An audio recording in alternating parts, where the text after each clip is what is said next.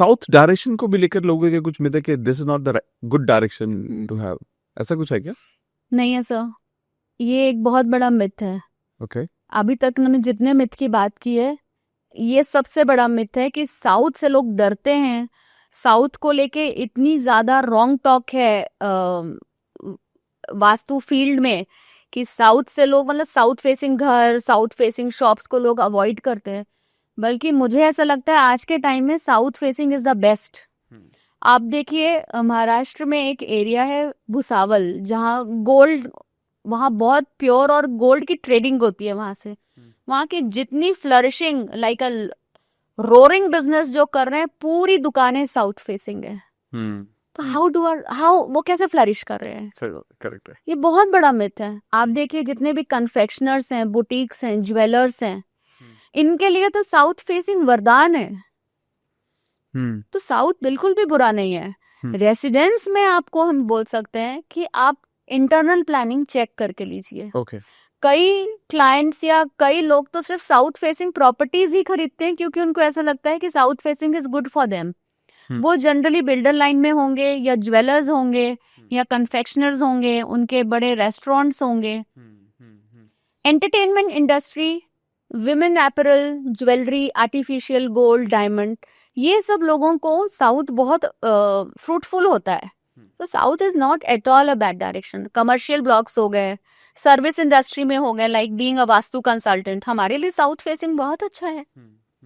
So south is not at all a bad direction. Yes, अगर आप residence बना रहे हैं, कोई इंडिपेंडेंट बंगलो बना रहे हैं या फ्लैट खरीद रहे हैं, तो आप उसमें इंटरनल प्लानिंग पे प्रिसाइज रहिए।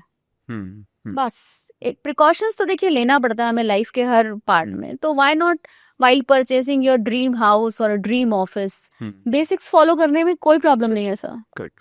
तो मैम अगर कोई पहला सवाल ये कि मान लेते जैसे आज मेरे को पता चल गया, चलो वास्तु बड़ी इंपॉर्टेंट चीज है, तो कब से हम शुरुआत करनी चाहिए इसकी? When to start?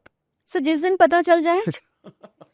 जब मुझे पता ही नहीं है कि मैं चीजों को करेक्ट करके और ग्रो हो सकती हूँ, मैं अपने लक को बूस्ट कर सकती हूँ, जब तक मुझे पता ही नहीं है तो मैं कुछ कर नहीं रही। मुझे जिस दिन पता चल गया कि इसकी दवाई अवेलेबल है, मैं इसको एक चेक कर सकती हूँ। मैंने ही वो टर्म अपने काम को दिया है, vastu audit. Okay. You can check your place, you can check your space, get the audit done.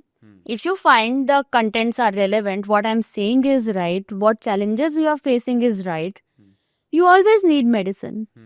So why not do the corrections right now? Every day we are growing, every day we are working for our growth. Every single day is crucial for our growth. तो जिस दिन पता चल जाए उसी दिन से हमें काम करके इसको करेक्ट करके आप अपनी रूटीन में आ जाइए। सुपर। मैम अभी जैसे मान लेते हैं बहुत सारे लोग इस पॉडकास्ट के बाद कुछ घर लेंगे या लैंड लेंगे या कुछ या कमर्शियल प्लेसेस लेंगे। Yes sir. तो और वो वास्तु कंप्लाइंट होना चाहते हैं। हाँ। ठीक है, तो इन सभी चीजों के बारे में एक एक करके आप बता सकते हैं कि before you purchase a land और रेडीमेड जो ready to move in places हैं, किन किन चीजों का ध्यान रखें? मैक्सिमम आज के टाइम पे तो ready to move in places पे ही लोग जाते हैं।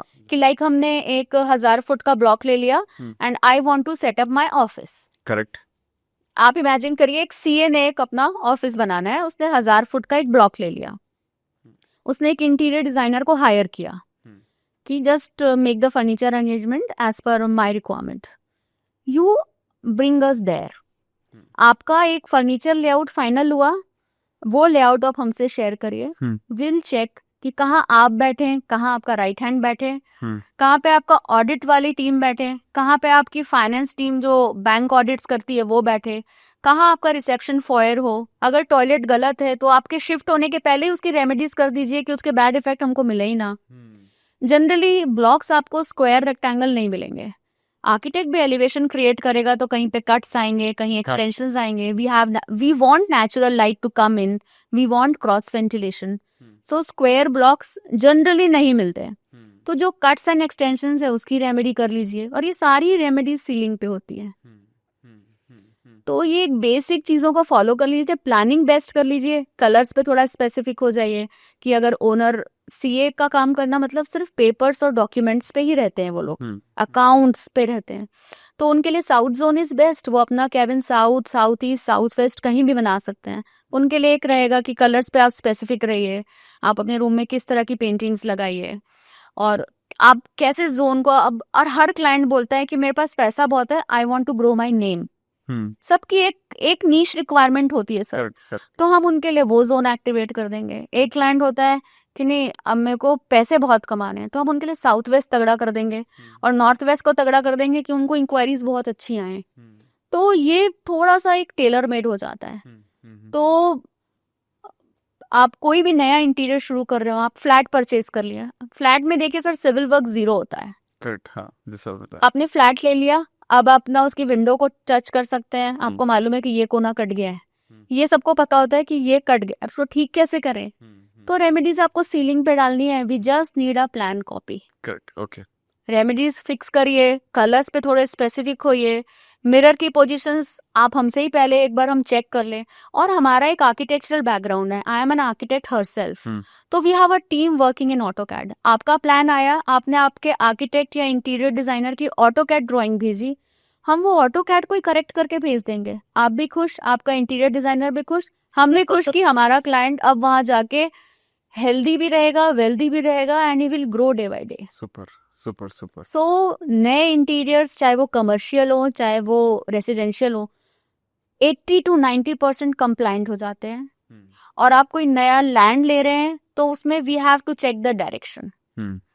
और सर नए लैंड में इतनी ज्यादा बाइंडिंग्स नहीं है, क्योंकि आपके पास हर चीज आपके हाथ में है। अगर आपने साउथ फेसिंग लैंड भी ली है, अंदर की प्लानिंग आपके हाथ में है, गेट पोजीशन आपके हाथ में है, आप पानी कहाँ, बोरवेल कहाँ करो, तो अंदर की प्लानिंग के लिए तो मैं बिल्कुल भी स्पेसिफिक नहीं होना चाहूंगी। आपको जो अच्छा लग रहा है आप ले लीजिए।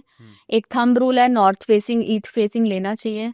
बट जैसे इसके 5 मिनट पहले हमने डिस्कस किया था कि साउथ फेसिंग भी एक कैटेगरी ऑफ पीपल के लिए बहुत फ्लरिशिंग है। तो nothing to be very specific on the open lands, क्योंकि उसमें आप सब कुछ करने वाले हैं, तो पूरा ही वास्तु कंप्लाइंट हो जाएगा। तो we should not restrict our viewers और क्लाइंट्स कि आप ईस्ट ही देखिए। कई बार उनको सस्ती लैंड्स मिलती हैं वेस्ट फेसिंग, तो आप लीजिए ना, अंदर का पूरा कंप्लाइंट कर लीजिए। तो ये सब चीजें अवेलेबल हैं, तो इसमें रेस्ट्रिक्शंस डालना ठीक नहीं है सर। कुछ ऐसा होता है क्या, जैसे जो लोग वाटर टैंक्स जो ओवरहेड तो ऊपर भी रखते हैं और बेस नीचे भी बनाते हैं, इसका क्या इम्पोर्टेंस है? बहुत इम्पोर्टेंस है सर। अंडरग्राउंड टैंक्स, बोरवेल्स, जो भी आपके लैंड लेवल के नीचे पानी होता है, हाँ, जिसको हम अंडरग्राउंड कहते हैं, correct, it should always be on a north east quadrant. Okay, north east point नहीं, नॉर्थ ईस्ट क्वाड्रेंट, पूरा 1/4 ऑफ योर लैंड। और overhead tank should always be on a south side. Okay. अब बोलते हैं south west, south, south east, कहीं पे भी आप वाटर टैंक रख दो, एवरीथिंग इज गुड। अब एक ये भी एक छोटा छोटा सा मिथ सुनने आता है कि साउथ वेस्ट में पानी क्यों रखवा रहे हो आप। No, when it comes over the land it becomes wet, so you are creating weight over there. Don't take it as an element. So you can keep water tank over any on the south side, whichever is available. Okay.